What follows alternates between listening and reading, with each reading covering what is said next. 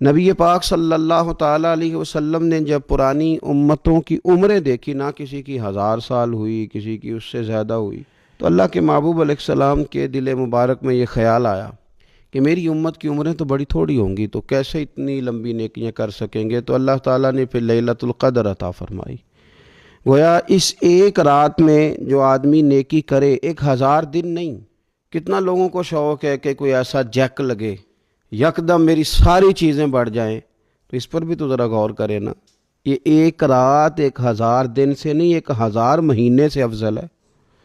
1000 یکدم آپ کی نیکیوں کی عمر 1000 ماہ تک چلی جاتی ہے۔ کتنی بڑی فضیلت کی بات ہے۔ میرے رسول کریم صلی اللہ تعالیٰ علیہ وآلہ وسلم خاص توجہ دلاتے، اس رات کے حوالے سے خاص توجہ دلاتے۔ اور یہ رات کب ہوتی ہے؟ صحیح حدیث میں موجود ہے، نبی پاک صلی اللہ تعالیٰ علیہ وسلم نے فرمایا کہ اسے رمضان کے آخری عشرے میں تلاش کرو۔ گویا یہ جو 5 طاق راتیں ہیں نا، 21ویں، 23ویں، 25ویں، 27ویں، 29ویں، ان طاق راتوں میں اس رات کو تلاش کرو۔ اس رات اللہ کے فرشتے نازل ہوتے ہیں، آسمان دنیا پر، زمین پر فرشتے اترتے ہیں۔ حضرت جبریل امین علیہ السلام انہیں لے کر کے آتے ہیں، اور فرشتے کیا کرتے ہیں کہ جو بندہ اس رات اللہ کی یاد میں موجود ہو، جو بندہ اللہ تبارک و تعالیٰ کے ذکر میں موجود ہو، جو بندہ اس دن اللہ تبارک و تعالیٰ کی بارگاہ میں کسی بھی طور پر حاضر ہو، فرشتے اس کے لیے دعائے مغفرت بھی کرتے ہیں اور رب کی بارگاہ میں التجائے رحمت بھی کرتے ہیں۔ اور ایک روایت میں ہمیں یوں بھی ملتا ہے کہ فرشتے اسے مصافحہ بھی کرتے ہیں، ہاتھ بھی ملاتے ہیں۔ دیکھیے نا کتنی سعادت مندی ہے کہ انسان عبادت کر رہا ہو اور فرشتے اس کی زیارت کو آئیں۔ ہمارے صوفیاء فرماتے ہیں تو پکا پروگرام بنا لے عبادت کا، فرشتے کئی بار تیری زیارت کو آیا کریں گے۔ اور پھر ایک اور بات یہاں بڑی قابل توجہ ہے کہ انسان جب محسوس کرتا ہے نا مجھے کچھ دیکھ رہا ہے، تو ذرا اس کی عبادت کا انداز بھی تھوڑا تبدیل ہو جاتا ہے۔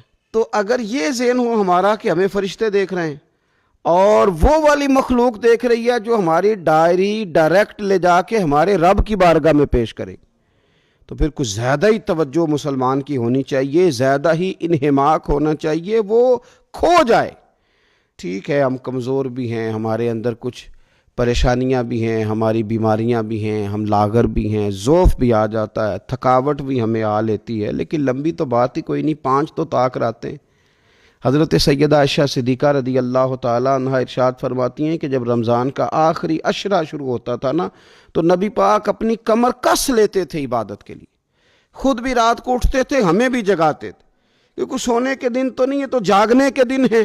ساون کی کالی راتوں میں جب بوندا باندی ہوتی ہے، وہ راتوں کو اٹھ اٹھ روتے ہیں جب خلقت ساری سوتی ہے۔ یہ رب کے بندوں کی شان ہے۔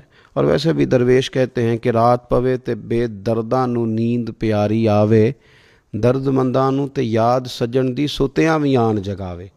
تو یہ وقت ہے خاص، اس خاص وقت اس بات کی طرف ضرور توجہ کرنی چاہیے۔ اور یہ جو کہا گیا نا کہ فرشتے نازل ہوتے ہیں بِإِذْنِ رَبِّهِمْ مِنْ كُلِّ امر، اللہ کے حکم سے آتے ہیں اور ہر کام کے لیے، ہر امر خیر کے لیے آتے ہیں۔